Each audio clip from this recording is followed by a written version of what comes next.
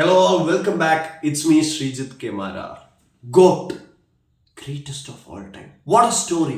What എന്ന് പറയുമ്പോൾ WHAT അല്ല WOAT, worst of all time.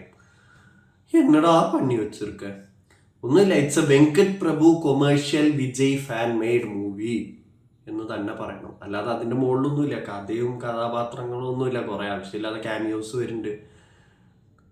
ഒരു സമയത്ത് ഞാൻ പേടിച്ചു പോയി, ധോണി മരിച്ചു പോകുന്നു. ധോണിയിട്ട് മരിച്ചിരുന്നെങ്കിൽ ഞാൻ തിയേറ്ററിൽ എത്തിച്ചേനെ.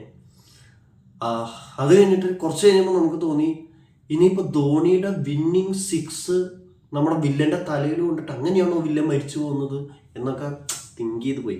അങ്ങനത്തെ സംഭവങ്ങളുള്ള പടമാണ്. കഥ വലിയ സംഭവമായിട്ടൊന്നുമില്ല, സിമ്പിൾ മൂവിയാണ്. സിമ്പിളായിട്ട് കഥ പറഞ്ഞുതരാം. അതായത് നമ്മുടെ വില്ലൻ നായകൻ്റെ മോനെ, അതായത് വിജയണ്ണൻ്റെ മോനെ തട്ടിക്കൊണ്ടു പോകുന്നു. കുറച്ച് കഴിഞ്ഞിട്ട് അച്ഛനെതിരായിട്ട് മകനെ പ്രവർത്തിപ്പിക്കാൻ വേണ്ടിയിട്ട് മകനെ പറഞ്ഞു വിടുന്നു. ലാസ്റ്റ് മകൻ അച്ഛനെ കൊല്ലാൻ നോക്കുന്നു, പക്ഷെ അച്ഛനാണ് മകനെ കൊല്ലുന്നത്.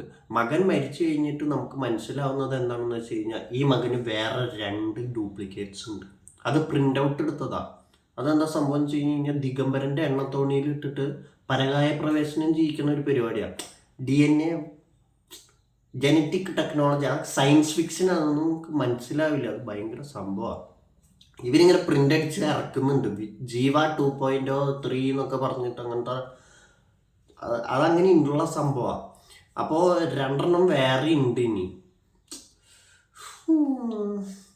ഇതാണ് അവസ്ഥ. ഏറ്റവും ബെസ്റ്റ് എന്താണെന്ന് വെച്ച് കഴിഞ്ഞാൽ നിങ്ങൾ ട്രെയിലർ കാണുക. ട്രെയിലർ കണ്ടു കഴിഞ്ഞിട്ട് നിങ്ങൾ പടത്തിന് പോവുക. പടത്തിന് പോയിരുന്നൊന്നും ഞാൻ പറയില്ല, കാരണം വിജയ് അണ്ണൻ്റെ പാട്ടാണ്, നമ്മൾ കാണണം. അതിൽ പാർട്ടീനെ കുറിച്ചിട്ട് പറയുന്നുണ്ട്. ക്യാമ്പയിനും ഷാമ്പയിനും തെറ്റിപ്പോകുന്നുണ്ട്. പാർട്ടീനെ മറ്റേ പാർട്ടിയായിട്ട് തെറ്റിദ്ധരിക്കുന്നുണ്ട്. അതൊക്കെ വെങ്കട് പ്രഭു വിജയ് ബ്രില്യൻസ് ആണ് സംഭവം. അത് മനസ്സിലാവാനുള്ള അത് നമുക്ക് ഇല്ല എന്ന് മാത്രം. പ്രഭുദേവ, അങ്ങനെ കുറേ സ്ക്രീൻ പ്രസൻസ് ഉള്ള കുറേ ആക്ടേഴ്സ് ഉണ്ട്. ആവശ്യമില്ലാത്ത കുറേ ക്യാമിയോസ് ഉണ്ട്. അഭിനയം എന്ന് പറഞ്ഞു കഴിഞ്ഞാൽ കുഴപ്പമില്ലാതെ എല്ലാവരും അഭിനയിച്ചിട്ടുണ്ട്. പക്ഷെ ഒരു നല്ല പാട്ട് ഒരെണ്ണമൊക്കെ നമ്മൾ പ്രതീക്ഷിക്കില്ലേ. ഒരു മാസ് സെറ്റ് ചെയ്ത് വരുന്ന സമയത്ത് ഒരു നല്ല ബാക്ക്ഗ്രൗണ്ട് സ്കോർ. അനിരുദ്ധ എന്തെങ്കിലുമൊക്കെ പണിയേനെ. ഈ UN ശങ്കരാജ എന്നൊക്കെ പറഞ്ഞിട്ട് മൂപ്പര് മങ്കാത്തയിലൊക്കെ എന്തെങ്കിലുമൊക്കെ കാണിച്ചിരുന്നു മൂപ്പര്. ഇതിപ്പോ അമൽ ഡേവിസ് നന്നായിട്ട് അഭിനയിച്ചു, എനിക്ക് അത്രേ പറയാനുള്ളൂ. അത് ആ ഏജിങ് സംഭവം നമ്മൾ കോമഡി ആയിട്ട് തോന്നിയെന്ന് വെച്ച് കഴിഞ്ഞാൽ ആ ഏജിങ് സെറ്റായിരുന്നു, എനിക്ക് ഇഷ്ടപ്പെട്ടു. പാട്ടുമില്ല, കഥയുമില്ല.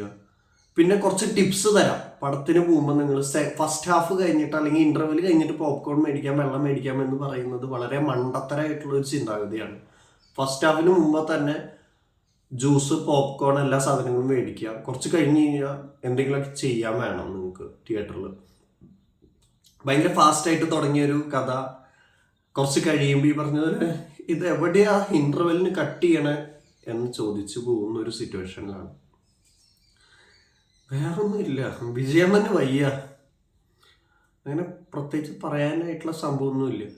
സെക്കൻഡ് ഹാഫ് ഉണ്ട് എന്ന് പറയാതിരുന്നിരുന്നെങ്കിൽ ഇത്തിരി കൂടി നന്നായി. Written and directed by Venkat Prabhu. അപ്പം എണ്ണിട്ട് പോവുക. പിന്നെ ഒരു സെക്കൻഡ് അവിടെ നിൽക്കരുത്. അതാണ് best tip.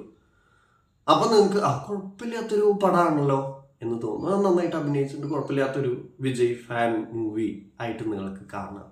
Return and directed by Venkat Prabhu തമിഴിലെ എഴുതി കാണിക്കണം. അപ്പോൾ എഴുതി കാണിച്ചു കഴിഞ്ഞാൽ പിന്നെ ഒരു സെക്കൻഡ് അവിടെ നിൽക്കരുത്, പോകണം. അല്ലെങ്കിൽ ഈ കഥയായിരിക്കും മറ്റേ സയൻസ് ഫിക്ഷനിലോട്ട് പോകും. മറ്റേ പ്രിൻ്റ് ഔട്ട് അടിച്ചെടുക്കുന്ന പരിപാടിയില്ലേ, ജീവ 3-4 എന്നൊക്കെ പറഞ്ഞിട്ട് ആ സംഭവം.